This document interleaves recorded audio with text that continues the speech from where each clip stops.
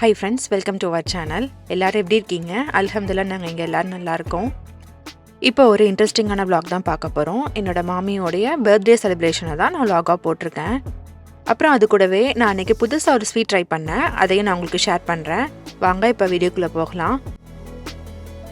எப்போதுமே பர்த்டேக்கு வந்து கேசரி இல்லைனா பால் பாயாசம், சக்கரை பொங்கல் இல்லைனா பருப்பு பாயாசம் அந்த மாதிரி தான் செஞ்ச ஸ்வீட்டையே திருப்பி பண்ணுற மாதிரியே இருக்குது. சரி, ஓகே, டிஃப்ரெண்ட்டாக ட்ரை பண்ணலாம் அப்படின்னு சொல்லிட்டு தான் நான் இந்த மாதிரி ட்ரை பண்ணேன். இந்த ஸ்வீட் பார்த்திங்கன்னா தின் சேமியாலையும் செய்யலாம். ஆனால் நான் அன்றைக்கி பால் பினியில் தான் செஞ்சேன். இந்த ஸ்வீட் எப்படி செஞ்சேன்னா, ஒரு பேனில் ஒரு 3 டேபிள் ஸ்பூன் அளவுக்கு பட்டர் சேர்த்துக்கிட்டேன். அப்புறம் அது கூட நல்ல உதிர்த்த பால் பினி ஒரு 3 கை அளவுக்கு சேர்த்துக்கிட்டேன். நல்ல இந்த சேமியாலாம் ப்ரௌன் ஆகிற வரைக்கும் லோ ஃப்ளேம்லேயே வச்சு ஃப்ரை பண்ணணும். இந்த மாதிரி நல்லா ப்ரௌனாக வந்ததுக்கப்புறம் ஒரு 1/2 கேன் அளவுக்கு கண்டென்ஸ் மில்க் சேர்த்துக்கிட்டேன். கண்டென்ஸ் மில்க் வந்து ரொம்பவும் சேர்க்கக்கூடாது. நம்ம வந்து மிக்ஸ் பண்ணும் போது நல்லா கொஞ்சம் சேமியாலாம் நல்லாவே தெரியணும், திருன்னு இருக்கணும். ரொம்ப வந்து கெட்டியாகக்கூடாது. அந்த மாதிரி அளவுக்கு தான் கண்டென்ஸ் மில்க் சேர்க்கணும்.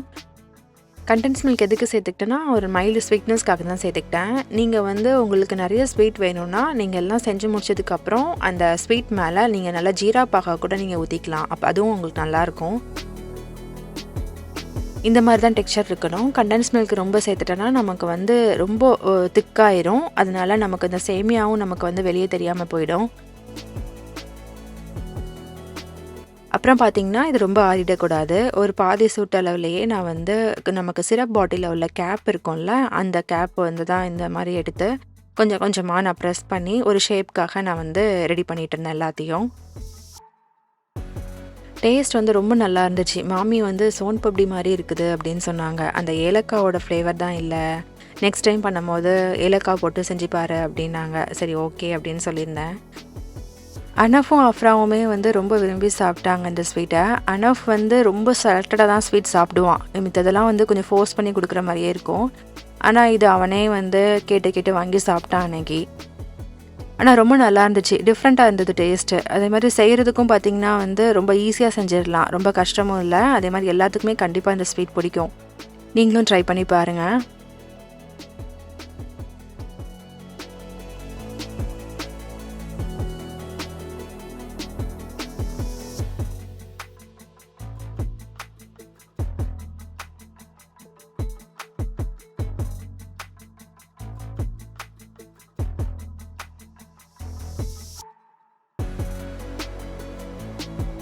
அப்புறம் பார்த்திங்கன்னா, அன்றைக்கி வந்து என்னோடய மாமிக்கு வந்து நாங்கள் யாருமே விஷ் பண்ணல. ஏன்னா கேக் கட் பண்ணிவிட்டு சர்ப்ரைஸாக விஷ் பண்ணலாம் அப்படின்னு சொல்லிவிட்டு நானும் சரி, ஹஸ்பண்ட், அனஃப் யாருமே விஷ் பண்ணாமல் தான் இருந்தோம். பாவம் மாமியும் நினச்சிருந்தாங்களாம் யாருமே விஷ் பண்ணலையே அப்படின்னு. அப்புறம் ஈவினிங் வந்து வெளியே போகலாம் அப்படின்னு சொல்லிட்டு பிளான் பண்ணோம்.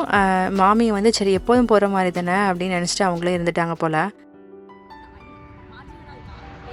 வீட்டு பக்கத்துலேயே ஒரு 20 மினிட்ஸ் ட்ராவலில் வந்து ஒரு கிரேவிலி பாயிண்ட்டுன்னு ஒரு ஸ்பாட் இருக்குது. அது ரொம்ப நல்லா இருந்தது. மாமா மாமி பார்க்கணுன்னு சொல்லிட்டு கூட்டிகிட்டு போயிருந்தோம்.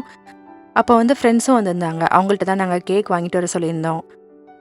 நாங்கள் வந்து ஈவினிங் கிளம்புனனால ஒவ்வொருத்தங்க ஒவ்வொரு ஸ்நாக்ஸ் செஞ்சு கொண்டு போயிருந்தோம். அங்கே வச்சு டீ குடிச்சிட்டு ஸ்நாக்ஸ் எல்லாம் சாப்பிட்ற மாதிரி பிளானில் தான் போயிருந்தோம்.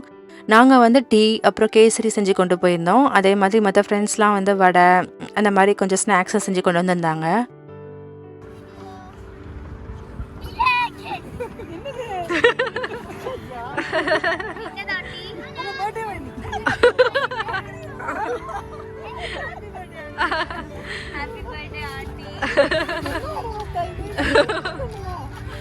என்ன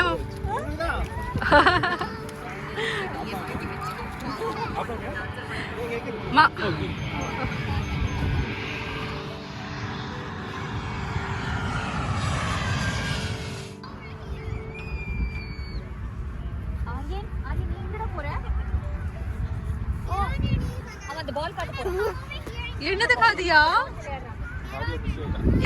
happy birthday to you, happy birthday to you, happy birthday to you. அஃப்லா சிரிக்குது. Happy birthday to you. அது கிளாப் கரோ. கிளாப். கட் பண்ணு.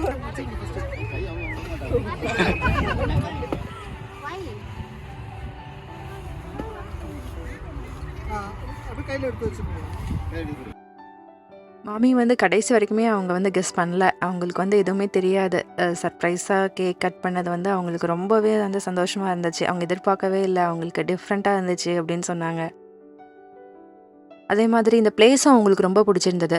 அது அங்க வச்சு அவங்களுக்கு வந்து கேக் கட் பண்ணது வந்து ரொம்ப நல்லா இருந்ததும்மா அப்படின்னு சொன்னாங்க. என்னால மறக்கவே முடியாது அப்படின்னு சொன்னாங்க. இப்ப மாமா, மாமி வந்திருக்க டைம்ல பார்த்தீங்கன்னா, எல்லா ஈவென்ட்டும் செலிப்ரேட் பண்ற மாதிரியே இருக்கு. எல்லார் பர்த்டேயும் அடுத்தடுத்து என்னோட பர்த்டே, ஹஸ்பண்ட், அப்புறம் அனஃப், அப்புறம் பக்ரீத், அப்புறம் மாமி, அடுத்தது மாமா பர்த்டேயும் வரப்போது, அடுத்தது மாமா, மாமி அனிவர்சரி, அப்புறம் எங்களோட அனிவர்சரி. நெறைய ஈவென்ட்ஸ் வந்து அடுத்தடுத்து வந்துட்டே இருந்தது. அப்புறம் பசங்களும் விளாண்டுட்டு இருந்தாங்க. அடுத்தது வந்து ஒரு 8 மணி கிட்ட கிளம்பிட்டோம். இங்க சம்மர்ல பார்த்தீங்கன்னா, ஒரு 8:30 மணி அளவு வரைக்குமே நல்லா கொஞ்சம் வெளிச்சமாவே தான் இருக்கும். 8:30 மணிக்கு அப்புறம் தான் வந்து கொஞ்சம் இருட்டவே ஆரம்பிக்கும். சரி ஓகே இருட்டுறதுக்கு முன்னாடியே கிளம்பிடலாமேன்னு கிளம்பிட்டோம். அவ்வளோதான். இதோட நான் இந்த விளாகே முடிச்சுக்கிறேன். உங்களுக்கு இந்த விளாக் கண்டிப்பா பிடிச்சிருக்கும்னு நினைக்கிறேன். பிடிச்சிருந்தா கண்டிப்பா சப்ஸ்கிரைப் பண்ணுங்க.